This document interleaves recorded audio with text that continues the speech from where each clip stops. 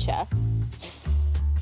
The innovative mindset thrives with a quotient of knowledge and learning, a splash of creativity, and an awakening of emotional intelligence. Here at Winn, we've been working with some inspiring businesses who've been setting us challenges. And you might like to try them too. Would you like to generate and recognise ideas and alternatives, think differently when problem solving, inviting you to be open, communicating with authenticity, and manifesting what you wish? a world full of strong, positive innovators.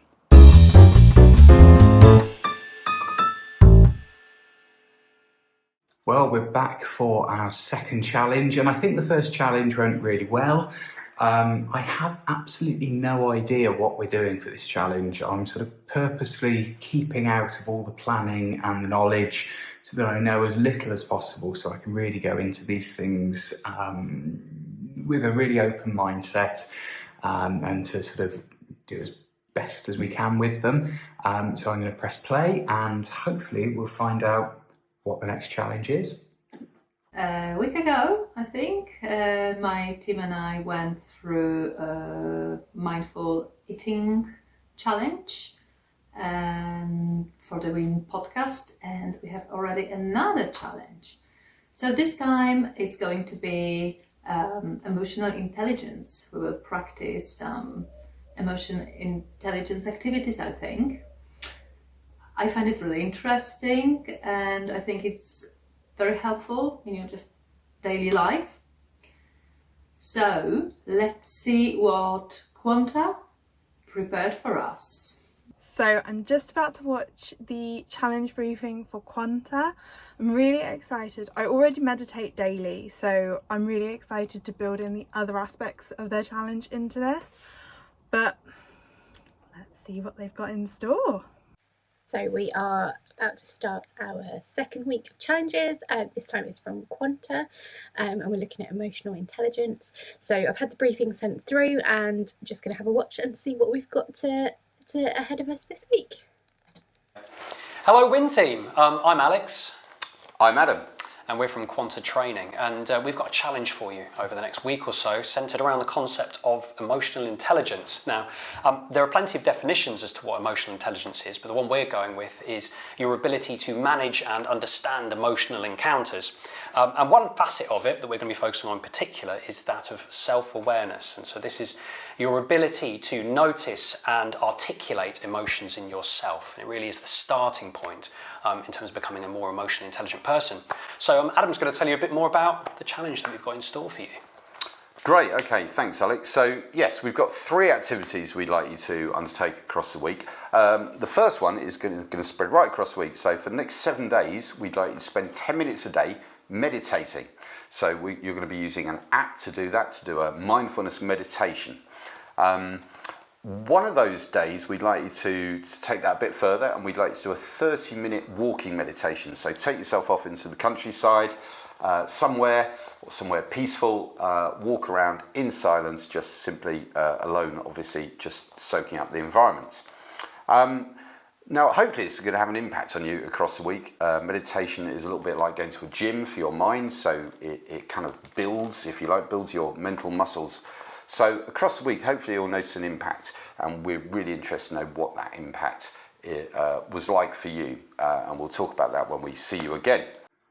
Okay, so that's an interesting one.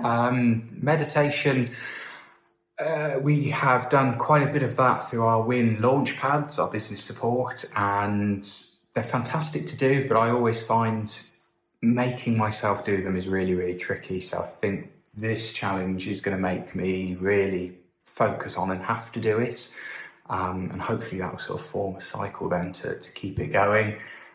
Getting out for a walk and a meditation with a dog, that's really easy, and I love going for a walk and just sort of trampling around and thinking, or not even thinking sometimes, which is fantastic.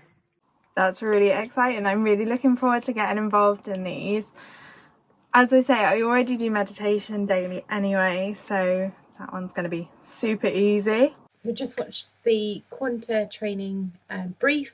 Really excited to give this a go.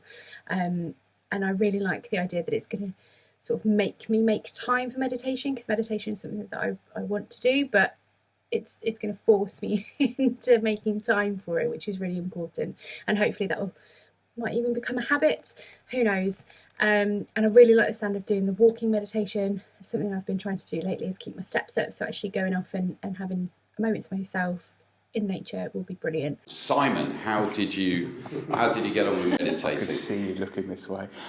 It was interesting. The heat hasn't helped, because I think I was so focused on, I need to sort of close down, gosh it's hot, and not being able to get that out. I tried some of the guided meditations and thought I really struggled with those, because the voices, if I don't recognise the voice or know the voice, it was really off-putting, and I was more focused on the voice. So actually some of the others that are sort of rain sounds, water sounds, things like that, they really sort of worked for me, and I could zone out quite nicely for the sort of 10-minute slot that they were on for. Okay, all right. So yeah, it sounded like a bit of a mixed experience. Yeah, absolutely. So I'm feeling a bit of resistance or difficulty. With those initial, with those spoken word ones, absolutely. With sleep, I sometimes struggle, so occasionally I use things like Audible, and there's voices on there like Stephen Fry and things like that I know the voices, and I guess if I persevere for longer with some of those, I'd have got used to those people's voices. But, yeah. So does that reflect your experience, Robin? Or I can't not do the guided ones. My mind wanders too much if I'm not guided and someone telling me. And there was one point in it, and it happened a few times, where the lady who was leading it was like, and your mind started to wander. And I was like, yes, it has. How did you know? She's like, just bring it back now. And it's great. How did she know? It's a lovely thing. Yes, I think that's probably because our minds constantly wander. And I think what's interesting though is, it sounds like obviously you've both done the guided meditation, but you seemed a little bit more accepting. My mind's wandering, and so that's great. I'll pay attention to that. Whereas, tell me if I'm wrong, Simon, but it felt like if your mind was wandering, you seem to sort of see that as a kind of failure. Probably not a failure. I think I was more. It was unfocusing me. Those voices. Whereas the sort of say the water noises, rain noises, that was much more focusing and much more relaxing, and I could get much more on board with that. Okay.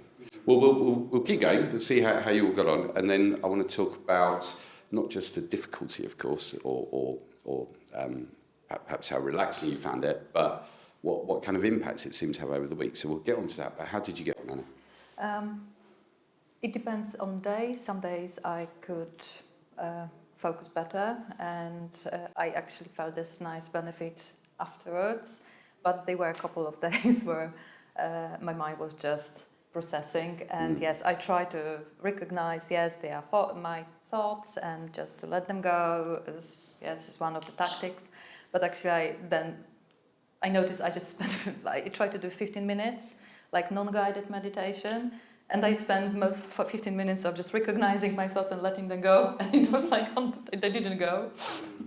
So, but they were, I think, my days, and the weather didn't contribute as well. It was very hot, so then I just continued doing like very late evenings and outside. Interesting, you mentioned the weather. So the theory of sort of mindfulness meditation is, I think, as you put it, Robin, and to some extent you there, is that you do notice what's bothering you. So, oh, look, I'm getting bothered by the heat. But the theory would be, rather than getting wrapped up in that and carried away with it and not being able to get rid of that thought and finding it annoying, the heat's annoying me, is that you step back a little bit from your thoughts and you say, oh, look, I'm getting really bothered by the heat. Isn't that interesting? Great stuff. Okay, thank you. How did you get on? Yeah, really good. I've been doing meditation now for a couple of months prior to doing this anyway, to help with my anxiety and to help me sleep. So I do it at night to sort of turn my mind off. Because if I don't, I just don't tend to sleep, because my mind's just constantly deciding what's happening. So yeah, no, it was good. Again, I really struggled with the heat because I always do it in my bedroom because that's the quietest place in our house. But I'm in the attic, so it's twice as hot as it is everywhere else. So it was a challenge trying to do it in the heat. Great. Sorry. I was just going to ask about the process, because obviously you've been doing it for a couple of months leading up to this point, so it's a continuation of things that you've already been doing. And I don't know if you've done any for a while, Simon? We do. So we do our launch pads, and we work with coaches, and part of that is around mindfulness and helping businesses. So we've actually done quite a bit, I think, over the last 12 months of different exercises and different ways of doing it. So. Okay, different forms of meditation and things of that nature. Yeah, because it's one of those things, I think, certainly when you first get into it, it's just an unusual experience, if you like, sort of like really paying attention to yourself. So I was kind of interested, actually, to the extent to which past experience, if you like, had potentially helped you get into the exercise.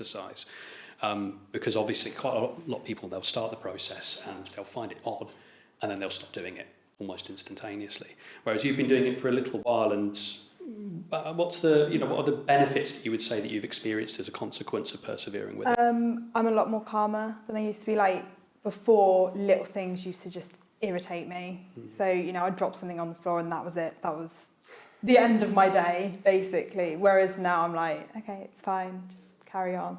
I'm sleeping better because I can't meditate during the day because it makes me sleepy anyway. So, but yeah, no, I've definitely noticed just my body and my mind are just a lot calmer in general, really. So thinking a bit about, I guess, the difference before and now, what would you say that you're actually able to consciously do in the moment to perhaps manage those sort of situations which you'd otherwise find a bit more stressful as a consequence of having meditated a bit? I tend to sort of take that moment to step away from the situation. So if something's riled me, I'm like, right, okay, I'm going to take 5 minutes by myself and just sit and just breathe deeply and just take myself away from what's going on, because then I can refocus and carry on and deal with the situation instead of sort of going in to the situation like a bull in a china shop and just sort of making it worse. Yeah, of course. Great, yeah, that's really interesting. So I think one of certainly the longer term benefits of mindfulness is exactly that it enables you to stop working on kind of automatic behaviour. So it gives you that, even if it's a split second moment, to really think, oh, look, I'm getting cross or anxious. And it allows you to step back from that and, kind of, for want of a better description, choose how you react rather than just kind of go down these automatic habitual thinking patterns that we tend to adopt. So that's really interesting that you've seem to have experienced what all the studies and all the philosophers and gurus would suggest it's supposed to be doing for you. So it's great. Jess, go to Jess. Yeah. So I found that I didn't actually realise how much tension and anxiety I carry around constantly, and that's just become my norm, if that makes sense. So you're just like, yeah. And then the minute that I took that first breath to start the 10-minute meditation, the instant relaxation in my body was every time. It was like, so instant. It was like I just hadn't realised how you sort of functioning on that high alert so often and all the time. So it's such impact on that front. And as you say, when we do the meditations or the exercises on the launchpad or whatever as well, I get that same feeling. It's like, do you know what? That's such a great feeling. And I think what's been good with this is doing it in such a block has helped to sort of say, yeah, just routine. How can you not do this for 10 minutes in your day? And just to get into routine, to just recognise that and hopefully try and shift it so you are of a more sort of relaxed state a bit longer, really, I suppose, as well. So you feel as though, correct me if I'm wrong, but you're better able to articulate, if you not only notice but articulate how you're feeling. Yeah, definitely. Okay. And just physically, just feel a massive physical difference.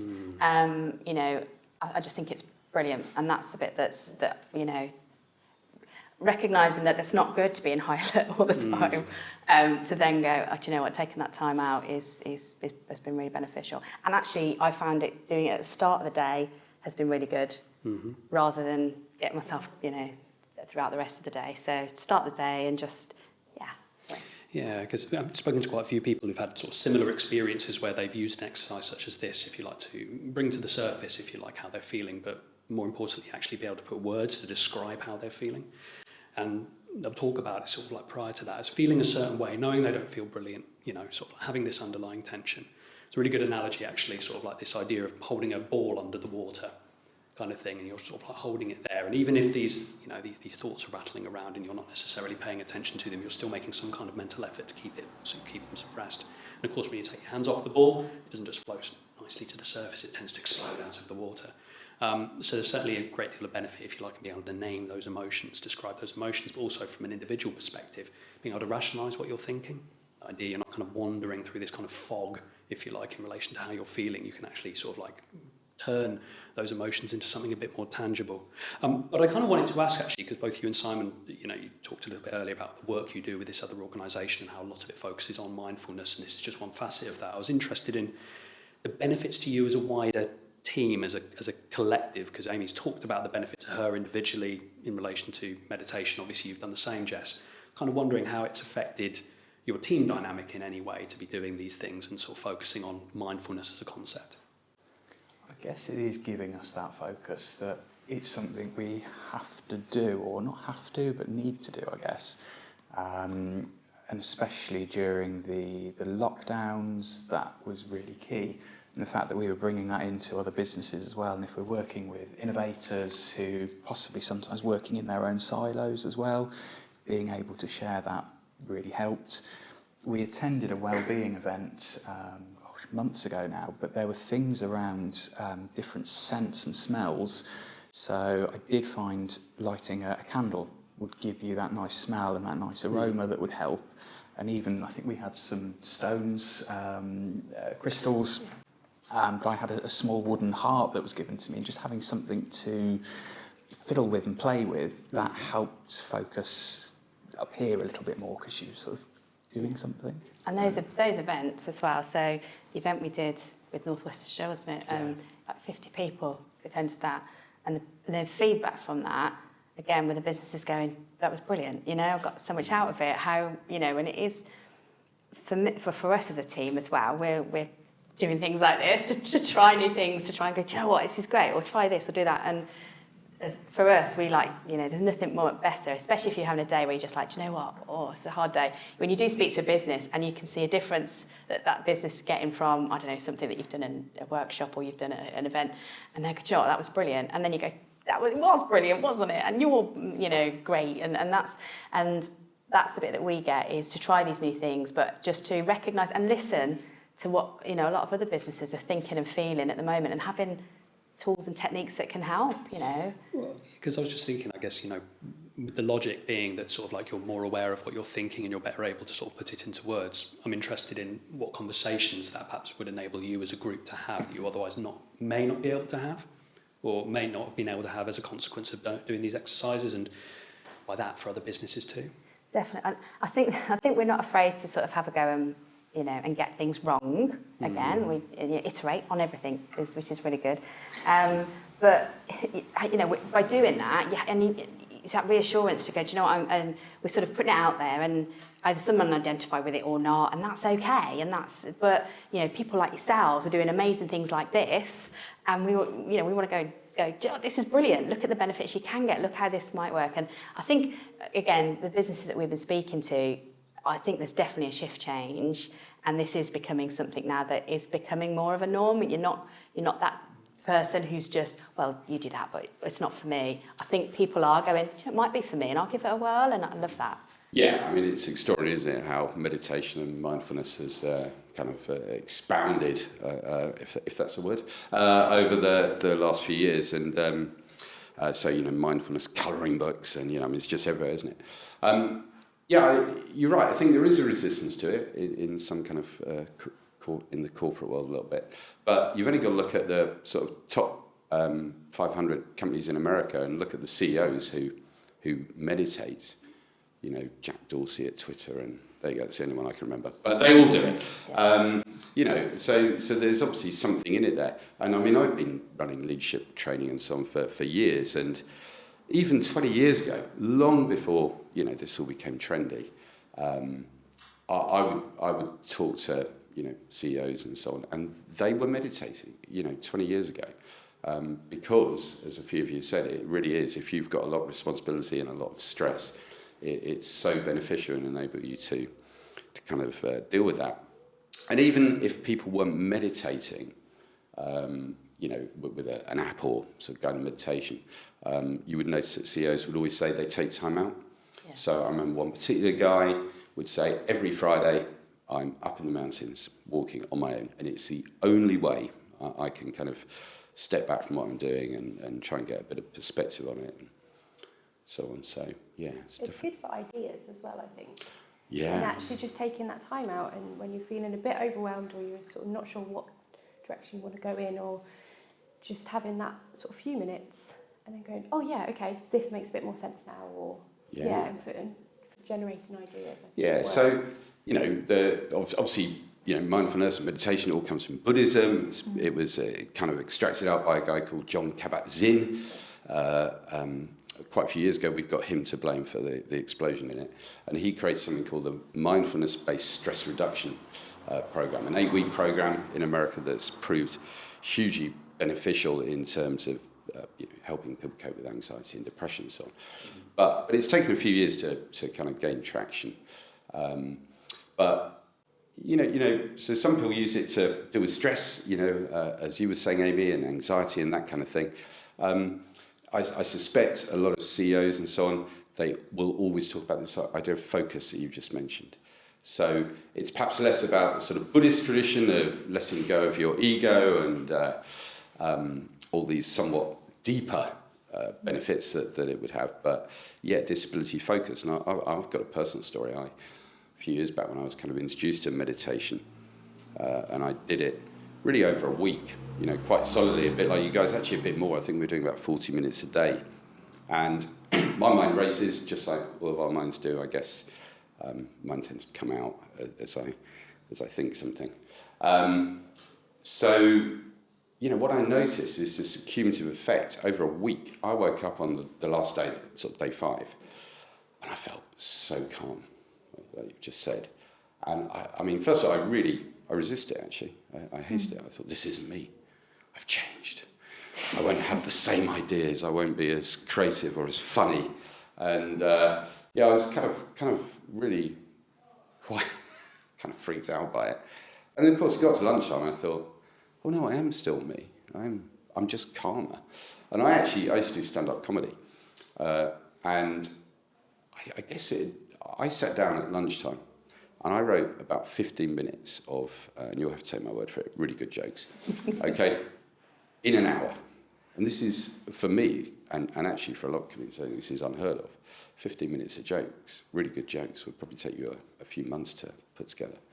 And to me, that was just, I couldn't believe the benefits. So that idea of focus, I think is really important. It was a very long way of me saying that.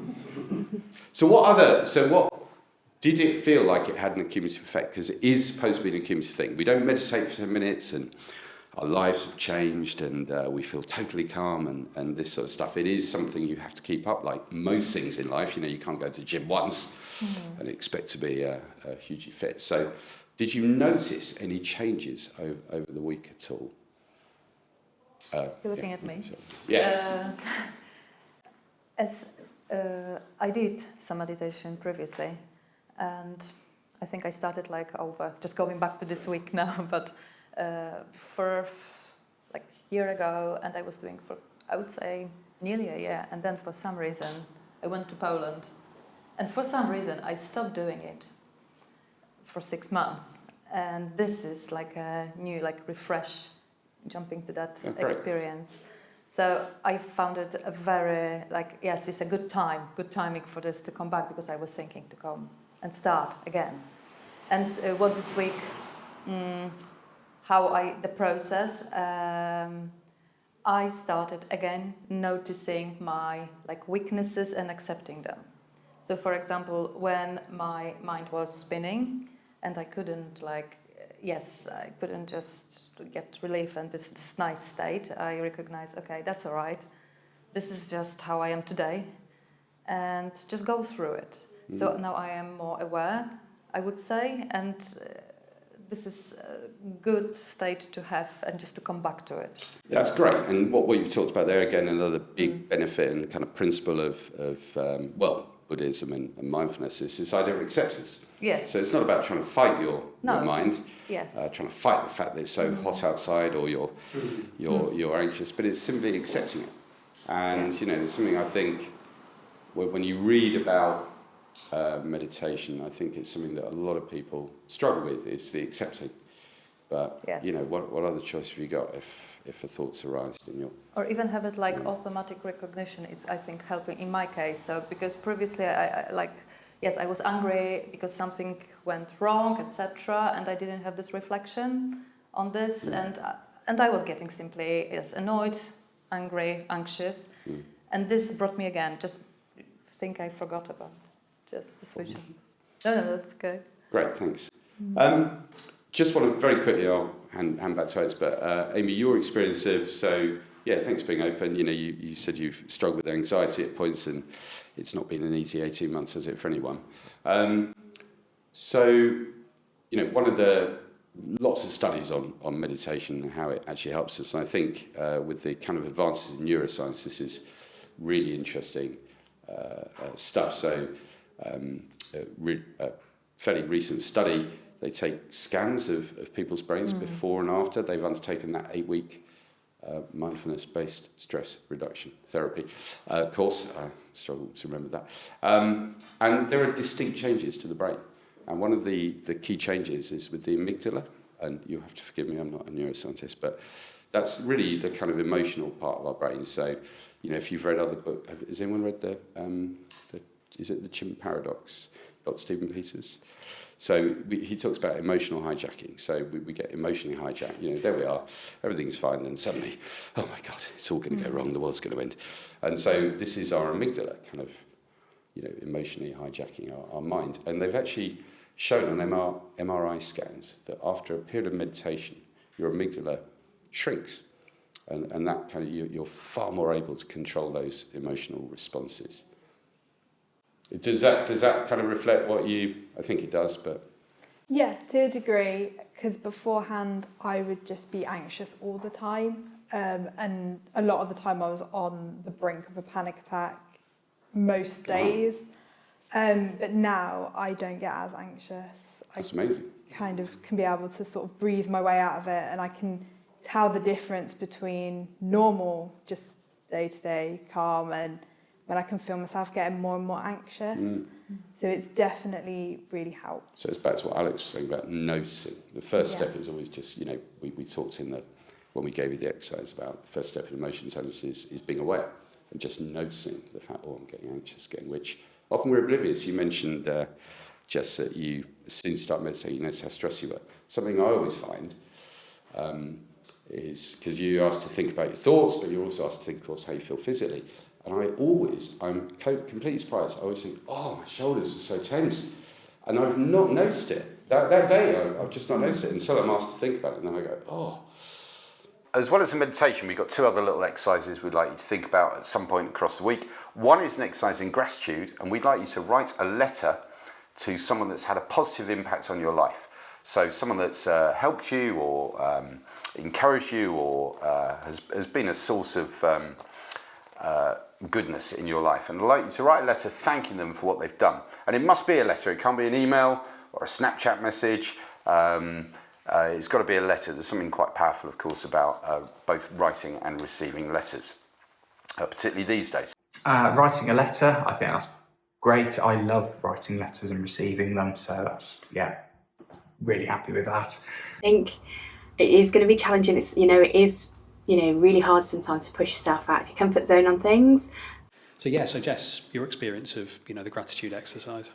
Yes, so we, on the gratitude front, it was quite tricky initially because there was a lot of people that you can be grateful to and for and all of that, and you could write a million letters. And then I'm thinking, why don't we write a million letters and say a million thank yous?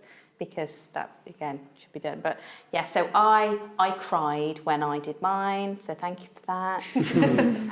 But I wrote it to my nan and my granddad because they were sort of together, but they have passed. And it's been a while, it's been years really since they've been passed. And that it's to me, it's like, do you know what? I was so young, really, when they did pass. I never had that chance to tell them how grateful I was for everything.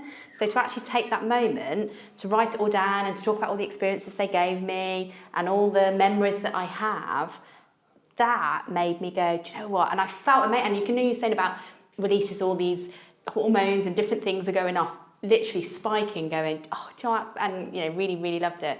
But it was things like, you know, daft things I've put, just the, my granddad taught me to colour properly. So, you know, rather than just like, he was just like, who would do it? And we would just do it all in lines and so a bit of mindfulness with my granddad at the time, I suppose, and things like that. But, you know, the fun and the food and the laughter and getting the family together, all the stuff that made my world, continues to make my world, and needed, you know, to just wanted to be grateful to someone that, and again, just an amazing experience. So I enjoyed doing it more than I thought, because initially I was just like, well, I just write a letter to anybody. And then I went through the process, cried, and then at the end of it went, God, that was really cathartic. I feel amazing.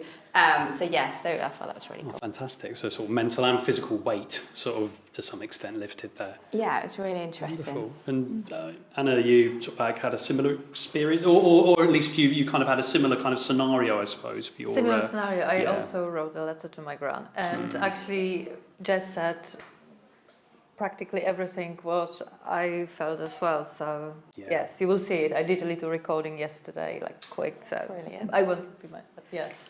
No, I did. Aww, yeah. That's and lovely. I was going to ask you, what are you going to do with this? Well, obviously we are not posting it. Yeah, I can't post it, but yeah, just keep it, and I think I will just come back. Definitely. In a time when I feel like, or just definitely it's a keepsake thing now. Yes. Yeah, definitely. Because we were young when they passed, and so many years we are completely different women now. Yeah, and So you're like, nice I'd love to have a conversation with my nan now. Yes. Grab a cuppa. Come on, jobs are good, and that'll be so awesome. So definitely. Oh, well, look, thank you for sharing that, by the way. I do appreciate it. So that's the second exercise, and the third and final one is an exercise in empathy. So we're stepping away a little bit here from the self-awareness aspect and self-management of emotional intelligence, and we're moving into dealing with other people and becoming more aware of how other people might be feeling and what's going on for them at any given point. So think about a conflict you've recently been involved in, and then write a few words about it from your perspective. What led to that conflict? What was going on? How did you feel? What were you trying to achieve? And so on. And then once you've done that, really try and wipe that from your mind, step into the other party's shoes and think a little bit about the conflict from their perspective. It's quite difficult for some people to really take yourself out of your own perceptions of the situation and your own attitude. But try and do that and answer the same questions from their perspective. And that can lead to some really interesting insights. And the emotional intelligence and sort of putting yourself in another person's situation, I guess, or I like to think that I always try and see things from both sides and try and form a sort of an opinion or an argument or a discussion. So that'll be really interesting. We've recently done our insights profiles as a team, and we're all very green, peoply people. So I think that'd be an interesting one to do as a team as well, particularly around conflict and how to deal with those situations, because we try so much to not get into those situations and to stop and heal things before we get there. That it doesn't happen very often, so it'll be interesting to think about it for the future when it does. But yeah, doing the conflict one I think is going to be really challenging, so it's going to be exciting to see. Conflict thing I think I'm going to find quite difficult. I don't do well with conflict in any sort of situation, so it'll be interesting to try and think back on a time of conflict and look at it from both points of view. But I'm excited to get going. I struggled with the conflict one. I don't like conflict. I'm not. And I think a lot of us are similar to that, and we've recently been doing some sort of team insights, and we're very similar in that instant. So even just having to think back over a conflict, I was a bit like, I don't want to do that. And it is interesting to then go, okay, so that's how I feel in this. How does someone else feel about this? And I did find that interesting and challenging to a point of why are they behaving like this, and what's their point of view, and what are they trying to get out of this, and doing a bit of a journaling experience around it. I've been trying to do a lot more journaling just in sort of personal life anyway, so I found that a good way of trying to work through that. Okay, Yeah. so you found it a challenging experience, looking at it from their perspective, yeah. I wanted to go back and meditate. Okay. I like Well, of course, that it's going to throw up all sorts of kind of like potentially negative feelings, isn't it? Trying to, you know, relive that experience for the purpose of this exercise. But Amy, what was your experience like by comparison there? I actually found the conflict one much easier because I'm not very good with gratitude. I've been told recently that I like sort of look through a negative lens, and that's kind of... So I really struggle with gratitude and picking the positives out from things. So for me, the conflict one was much easier to do because I can focus on the negatives, I can focus on what my mind can see better anyway. And I'm very good at looking at things from other people's perspective. So I can see that, particularly with the conflict one, of how they might be feeling versus how I'm feeling, and that actually it's probably fairly similar because of the way the conflict was. So they're probably feeling just as frustrated and annoyed as I am because we're not communicating in the right way to solve the conflict. Okay, so different experience there, but sort of what it sounds like you're saying is that you've got a natural propensity to kind of focus a little bit more on the negative side of things, and as a consequence it was much easier to sort of go over that kind of experience because you've probably done it in your mind at some point in the not too dim and distant past. Anna, what's your experience like? Do you find that your mind kind of gravitates in any particular direction, whether we're thinking about gratitude or conflict here? I found like analysing or going through a situation with conflict more difficult than gratitude. Same. I would say, as far as I know myself, I avoid conflicts. I worry possibly if I express what I feel properly, I would be rejected. So this is this fear behind. I don't know if you have similar kind. And I focus so much on myself sometimes. I don't see the other person behind it. And it's not about, I might not act like this. I might not say, oh, you are nasty something because I don't see it. But then how I feel like this, oh gosh, I feel so like sorry for myself. So this ego is, and it's not helping because it's not solving situation.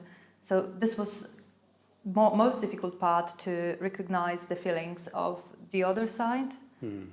And then actually I realized it just was, I just give an example. It was my friend, and actually I wanted to tell her something. I think, because she's putting her in the really bad direction, and she called me kind arrogant. And then I thought, because I was arrogant because I told her what I think, and it cost me a lot of effort to tell her. And then I started thinking, oh gosh, why did she tell this to me? Am I? But then I started questioning. Maybe I acted.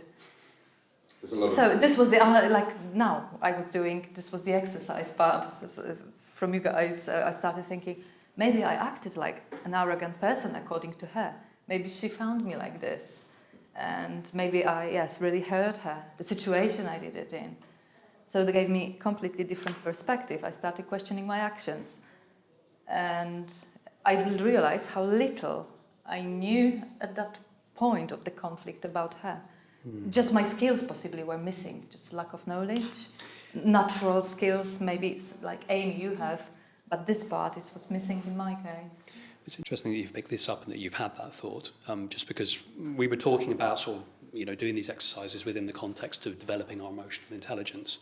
Obviously, there are different facets to that, one of which is that idea of just being a lot more self-aware, so being able to recognise and understand how we're feeling in the moment. Yes. But then, by definition, that gives us more insight into how others are thinking and feeling, sort of thing, which means that theoretically we're then better able to have higher quality kind of social interactions with those individuals because we understand ourselves better, we're able to articulate ourselves better, but we're also better able to read their body language and potentially what their motivations look like.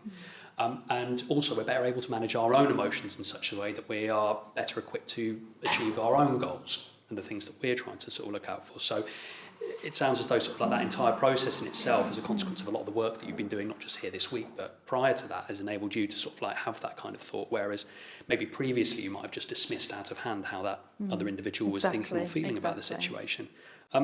Thank you for sharing that, by the way. And Simon, how about you? How do you find it?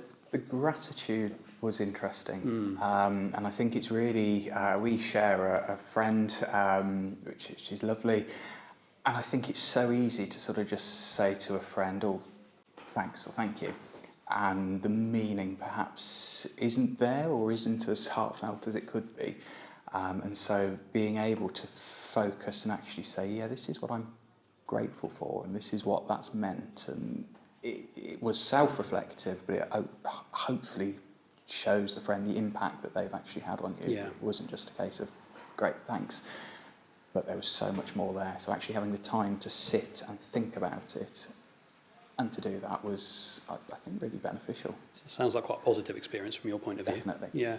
Because I think what was interesting is you mentioned, Robin, journaling. Yeah. As something that you do, and you may well have come across the concept of gratitude journaling. That's and sort of how I started. Absolutely, yeah. Just because, I mean, again, and picking up something that Amy was talking about there, so just again from my perspective, this is something that I do because I certainly have a natural kind of inclination, I think, to gravitate towards the negative, or at least I know that in myself. So actually the process of kind of going through just sort of on a regular basis, practicing that form of gratitude, what am I grateful for? It doesn't have to be a significant thing, but even little things, like whether it's the weather, maybe not quite so hot today, but even so, or any other small thing really. Just kind of, again, going back to what Adam was saying about sort of hardwiring your brain, that neuroplasticity, changing sort of the way you think. It's just kind of, you find yourself sort of paying that much more attention to the things that you are grateful for. And as a consequence, you start sort of looking out for these things more. And by and large, you are having a more positive experience on a day-to-day basis. So, I mean, is this just, I mean, that's my personal experience of it, but how's it work for you, Robin? Completely. And I was sort of introduced to it through sort of law of attraction and sort of manifesting, and I went a bit woo. But it was an interesting thing, and I try and start my day by doing my 3 gratitudes in the morning, so it sets me up for a better, sort of more positive mindset when you first wake up. Because I think, those first few moments in the morning are really important for how your day's going to go. But what I found with them, going back to the sort of the meditation, I started using that as a bit of a reset button.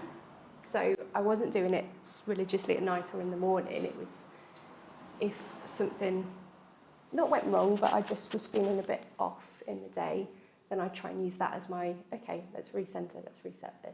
And that's sort of where I try to use it. Of course.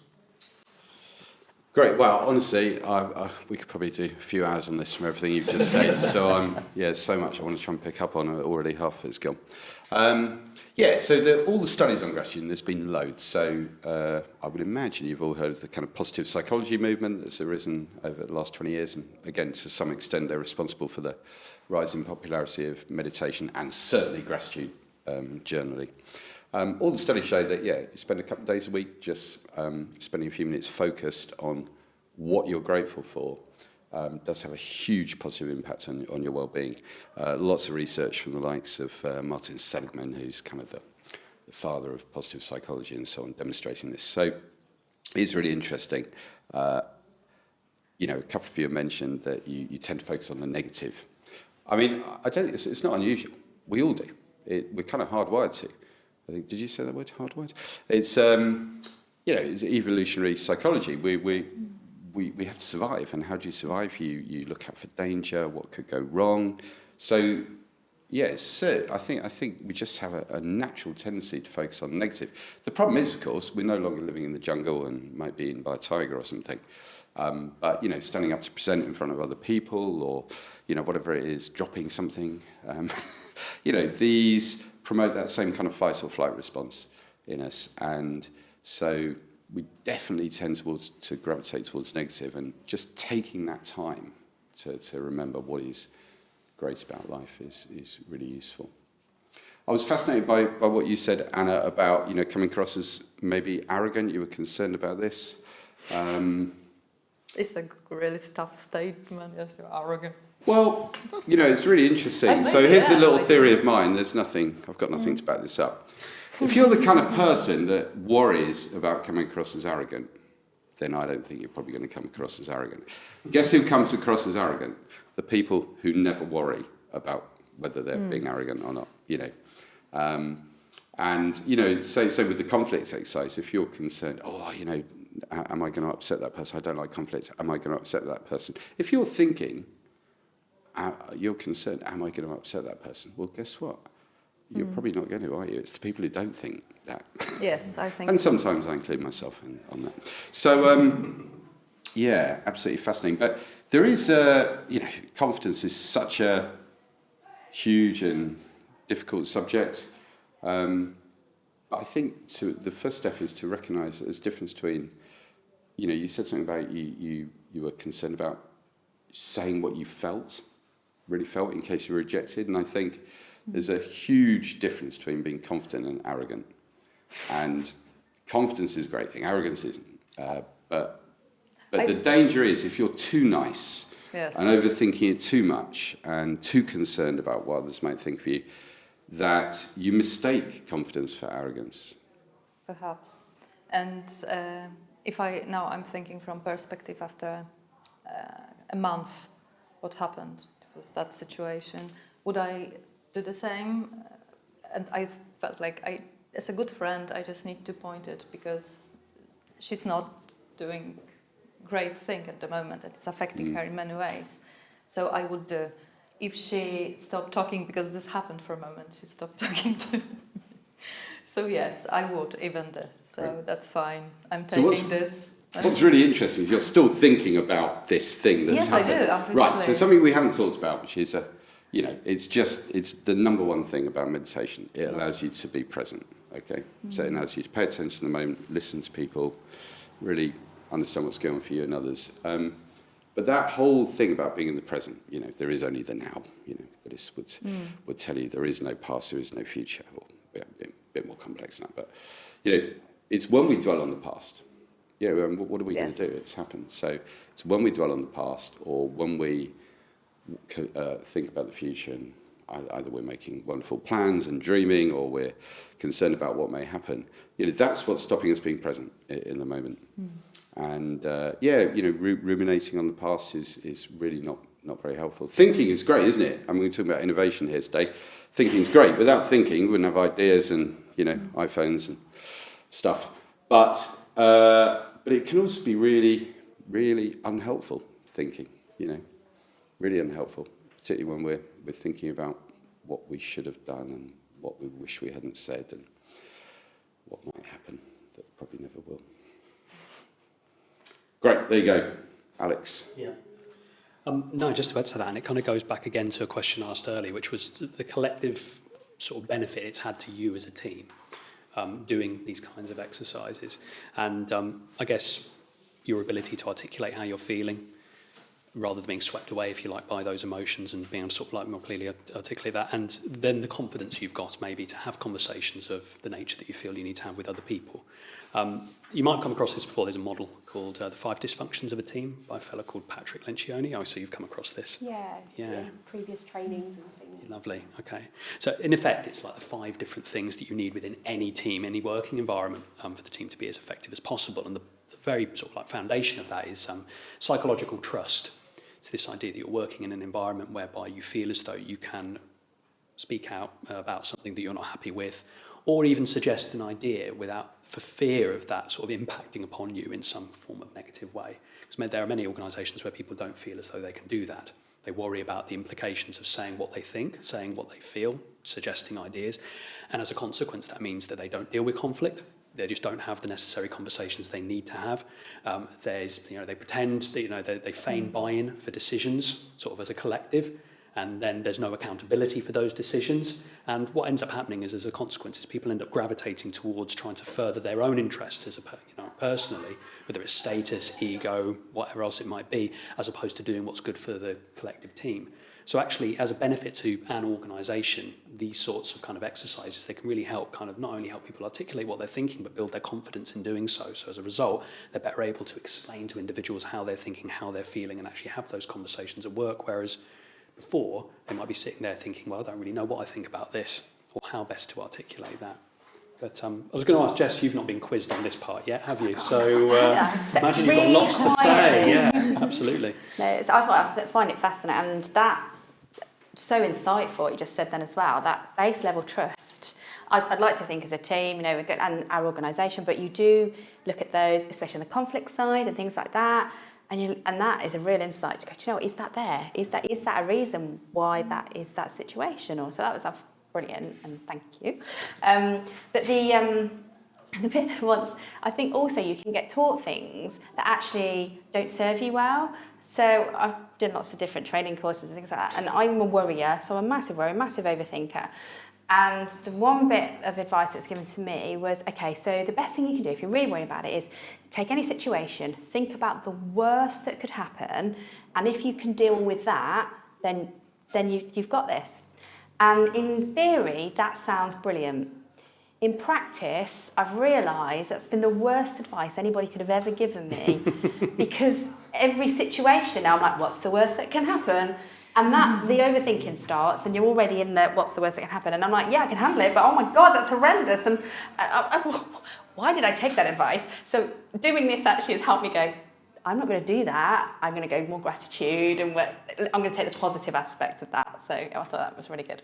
Yeah, that's really interesting. I mean, again, we could just be here for hours, but just want to throw something we haven't talked about, the Stoic philosophers. So, yes. You know, this side of, you know, we say, oh, you're taking a very stoical approach to something, means we seem to be accepting potentially what may happen, even the really bad things.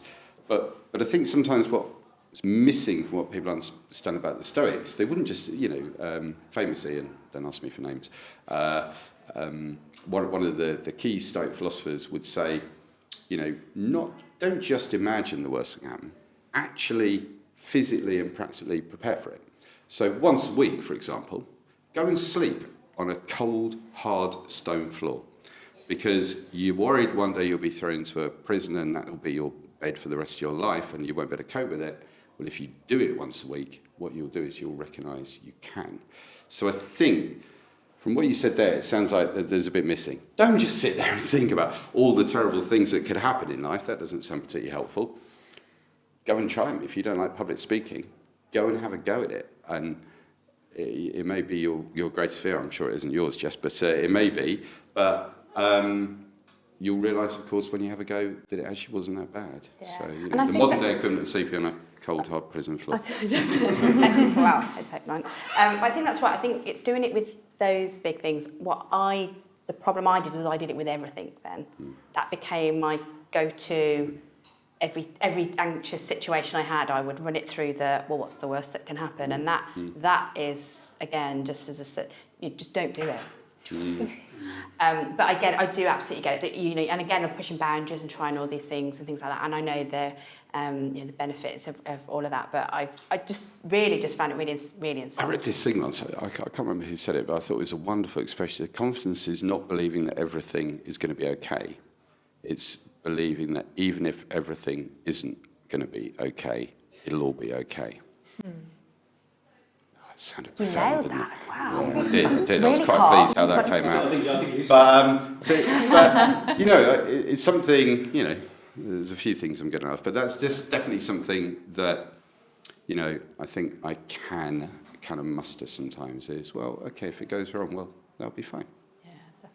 And speaking to other people, like even like this, doing this, just knowing that, you know, we all feel like that, and that's okay. You know, you haven't got to always be like this. Oh, this is amazing, it's all great. It's like we are human, and actually that's awesome. And you know, just having the opportunities as teams, as communities, as whatever, to actually be able to talk and connect and know that that's okay. We're all you know, feeling similar. So yeah, massive benefits from that, I think. So I think really good, like being in this team, and from my point of view, even if I fail, and perhaps it's the first time in my working career, if I fail, I won't be. You Sorry, know, you've never failed.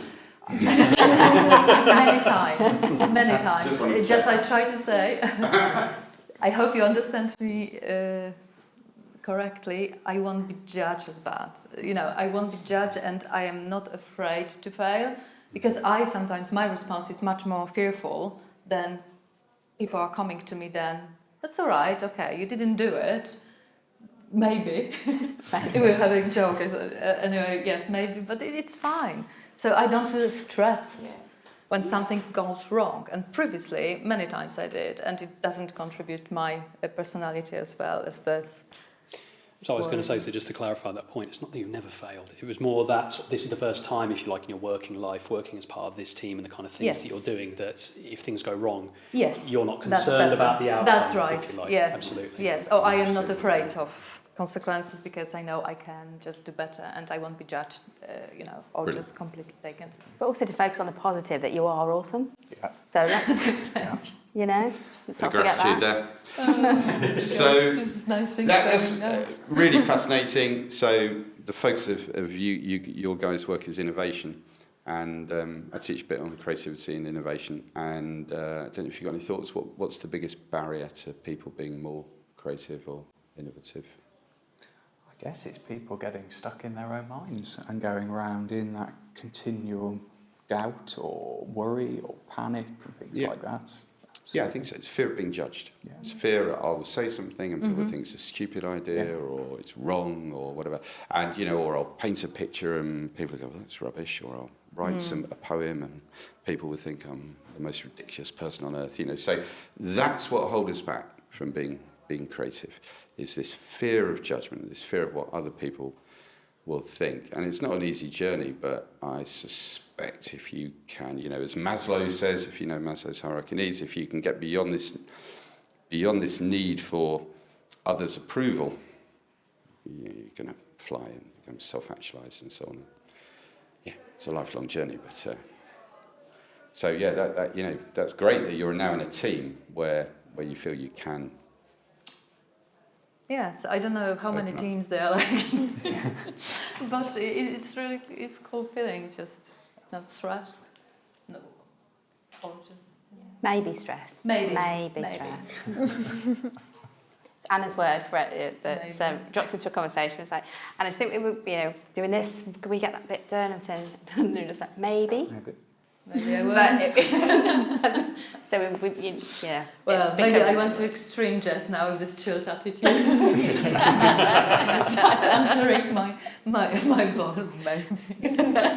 Just to ask then, wrapping this up, I suppose, the main takeaway for you. I'm interested in that. So, have you given it some thought? Had some time to give it some thought. But I'm going to start with you, Simon, if you don't mind.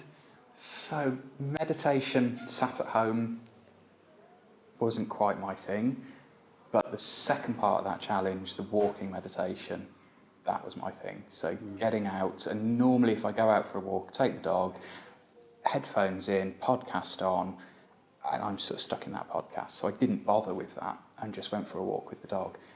And being able to sort of hear the bird song, the trees, all of that, that was so much more of a meditation for me than having to plug something in and sit and listen. So more walking, less headphones, and just enjoying the surroundings. Fantastic. That really helped.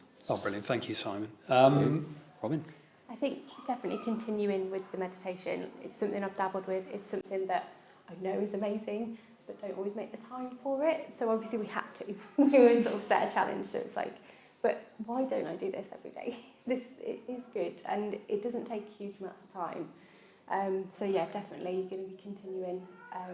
Probably using the app as well. That was something that I hadn't really tried much before. So Wonderful. Thank you. Cheers, Robin. Hannah?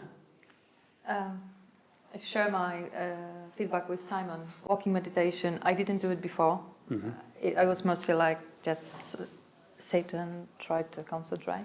I really enjoyed, and exactly, without headphones, completely different quality of word perception. So you use all the senses, not only visualize, but also just focus on many things, smells, and it's lovely now, it's summer, so it's just all this in the air. And definitely a conflict task. I try to be more like aware and just to keep it in my mind behind. And your word about this confidence and arrogance, the different, well, the difference is obvious, perhaps, maybe not very, it's very, to me, kind of inspiring to just perceiving things a little bit differently. Fantastic. Brilliant. Thank you, Anna. Amy?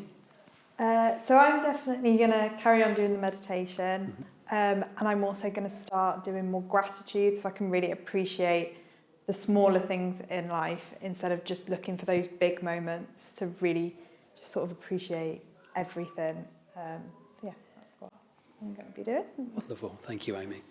Definitely. And Jess? Yeah, same here. Definitely going to keep up meditation, and as you say, keep it up properly, not just kind of then go, oh, I'll remember to do that another time.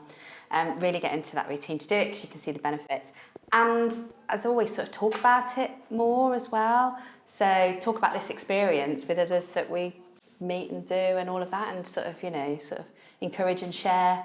Because sometimes it's like, yeah, I'll do that. That sounds great, I'll do that. But actually doing it and the experience you get is just possibly something you couldn't have perceived that you were going to, get. So I think, yeah, keep shouting the good word of it. Wonderful. Well, look, we really appreciate all of you getting stuck in, as I was saying earlier this week. It's hugely appreciated, taking time out to do this and coming back and sharing your experiences and talking about stuff that's quite personal to you. So, thank you for doing that. Well, it's a massive thank you from us, and it's great that you guys are out there doing this, because we've all had a benefit as a team. So Wonderful. Definitely brilliant. Thank you. Excellent. Well, thank you and goodbye from me. I don't know if you want to add anything there.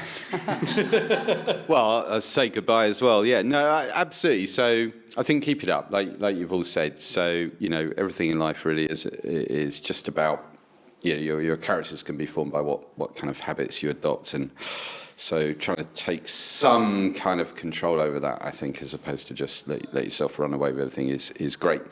And yes, we do this. And, leadership courses, things like meditation might just be a small part of it, but it all does add up. I think, in my experience, an unself-aware leader is probably quite a dangerous one. I think if you don't even know what you're like and the impact you have on others, very difficult. I don't know why I'm suddenly going to a speech about leadership, but anyway, so thank you very much. I echo everything that Alex has said. Been really open, and that's what's that's what's going to have helped. So thanks a lot. Thank you. Cheers.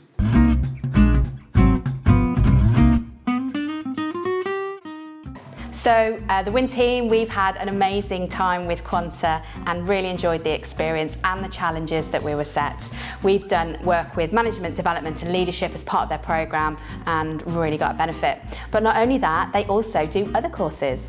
Over 200 courses, including project and programme management, agile and technical IT. So if you want your team to develop, then contact Quanta at quanta.co.uk. That's QUANTA.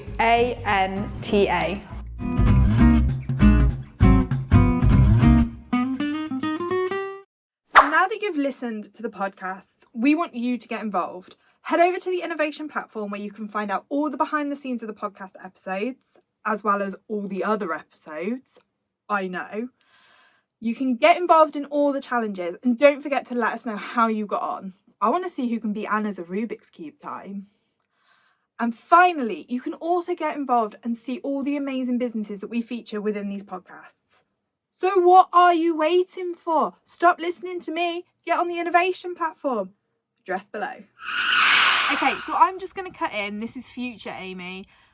Realising this is a podcast and you guys can't actually see the web address for the platform, so that's my bad. Sorry guys. So to find all your podcast extras, behind the scenes, areas where you guys can also be involved in our podcast journey, head over to win-hub.wazuku.com. That's win-hub.wazuku, which is spelled WAZOKU.com. Look forward to seeing you all there, trying out the podcast challenges.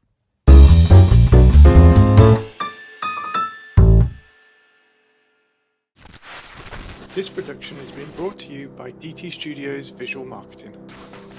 Directed by Terry Livesey, producers Jess Antley, Terry Livesey, Douglas Anderson. Presenters Jess Antley, Amy Bromwich, Simon de Garis, Anna Makowska-Vines, Robin Rooney. Supported by the European Region Development Fund, HM Government, Midland Engine.